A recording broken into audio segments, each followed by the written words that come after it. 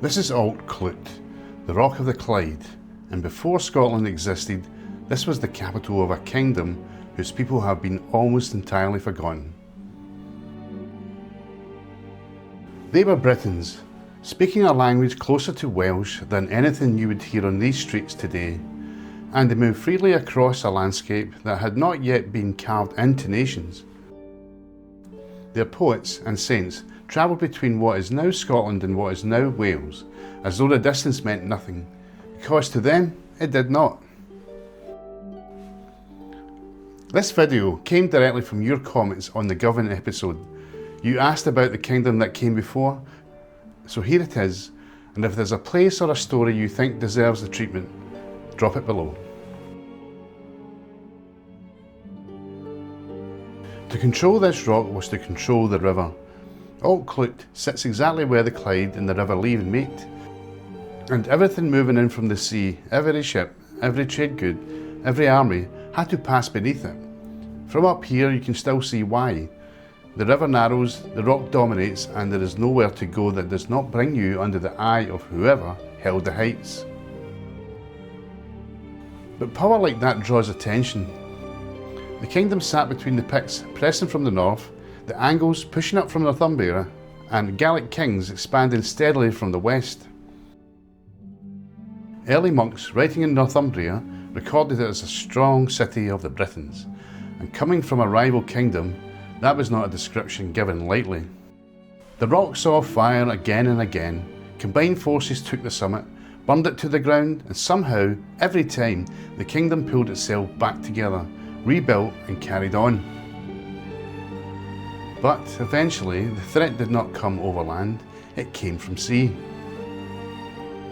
Two Viking warlords sailed up the Clyde from Dublin, and they did not leave. For 4 months they besieged Alt Clut, blockading the river and starving the fortress into submission. When archaeologists excavated here in the 1970s, they found what the siege left behind. A rampart so badly burned that the stone itself had vitrified, fused by heat into something almost glassy, along with a Norse sword pommel and a Norse lead weight pressed into the destruction layer. The rock had taken so much punishment over the centuries that the archaeologists could not say with certainty which burning event left which scar. The evidence was as confused as the history. When it finally fell, the sources record prisoners taken south in enormous numbers, treasure and people. The kingdom of Alt Clut, as it existed for centuries, was gone.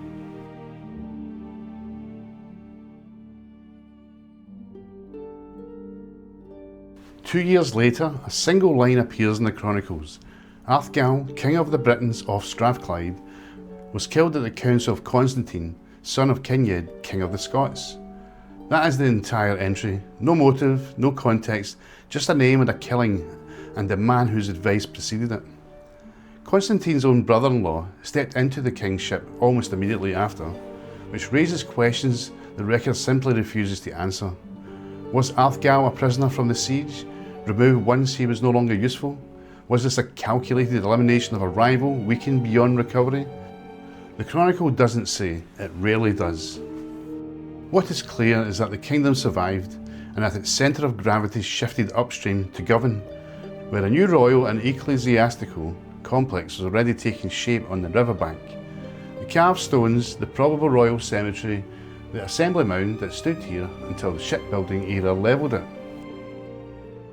We have covered Govan on this channel, and there's a link above it if you want to go deeper. What matters here is the direction of travel, because the royal estate itself was not at Govan. It was here, across the river on the north bank, in what is now the west end of Glasgow. The royal estate of Strathclyde sat at Partick, directly opposite Govan, the spiritual centre of one bank and the living royal complex on the other, facing each other across a river narrow enough that you could shout between them. Excavations at Castle Bank Street found a stone-lined well, a substantial ditch, a stone wall, evidence of occupation running back centuries.